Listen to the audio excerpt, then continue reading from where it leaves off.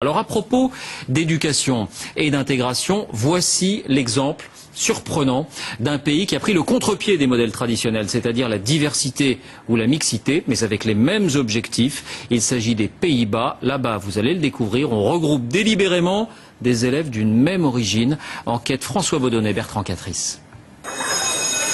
Dans ce lycée public de Rotterdam, la plupart des jeunes filles portent le voile.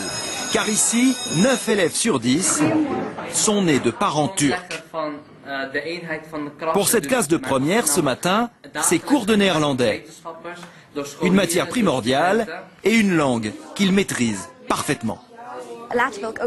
Moi, je vais rester aux Pays-Bas. Et donc, même si, comme tout le monde ici, je parle turc à la maison, je dois être excellente en néerlandais.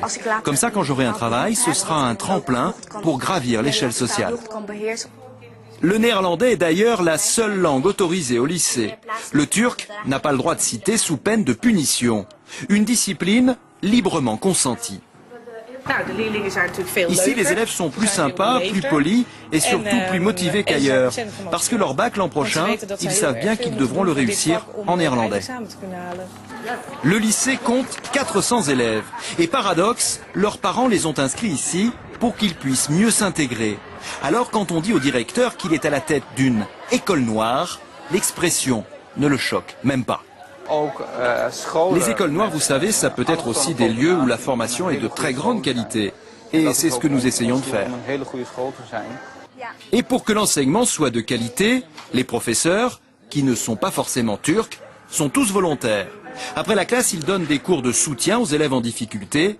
On est donc ici bien loin des lycées de certaines banlieues françaises. Quand j'entends parler des écoles ghetto pour immigrés, je pense tout de suite aux graffitis, à la violence, aux armes, à la guerre entre les profs et les élèves, à l'absentéisme.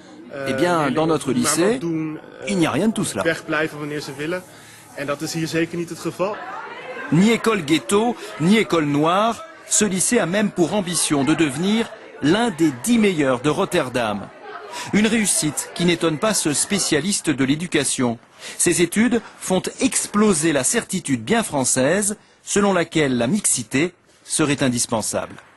Quand il y a une grande diversité ethnique dans les écoles, c'est mauvais pour les élèves d'origine immigrée et en plus, cela n'apporte rien aux élèves européens.